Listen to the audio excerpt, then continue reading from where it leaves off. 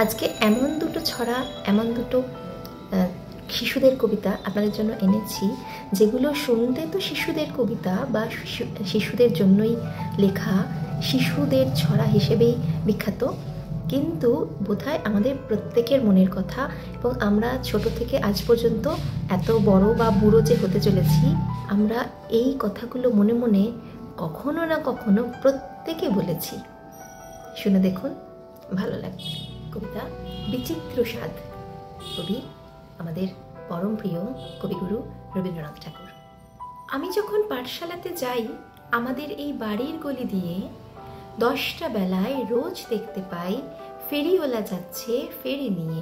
চুরি চাই সে হাঁকে, চিনের পুতুলও ঝুড়িতে তার থাকে। যায় সে চলে যে পথে তার খুশি, যখন খুশি খায় সে বাড়ি গিয়ে। 10টা বাজে, 10:30 বাজে, নাইকো তারা হয় বা পাছে দেরি, ইচ্ছে করে সেলেট ফেলে দিয়ে অমনি করে বেড়াই নিয়ে ফেরি। আমি যখন হাতে মেখে কালি ঘরে ফিরি 4:30 বাজে, কোদাল নিয়ে মাটি কোপায় মালি বাবুদের ওই ফুল বাগানের মাঝে। কেউ তো তারে মানা নাহি করে, কোদাল পাছে পড়ে পায়ের পরে, গায়ে মাথায় লাগছে কত ধুলো, কেউ তো এসে বকে না তার কাজে। মা তারে তো পরায় না সাফ জামা, ধুয়ে দিতে চায় না ধুলোবালি।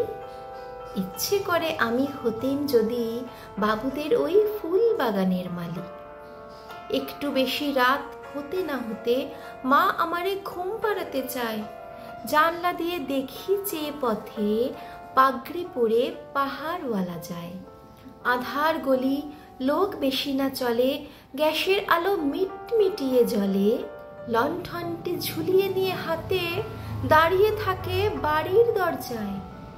রাত হয়ে যায় 10টা 11টা, কেউ তো কিছু বলে না তার লাগি। ইচ্ছে করে পাহাড়ওয়ালা হয়ে গলির ধারে আপন মনে জাগি।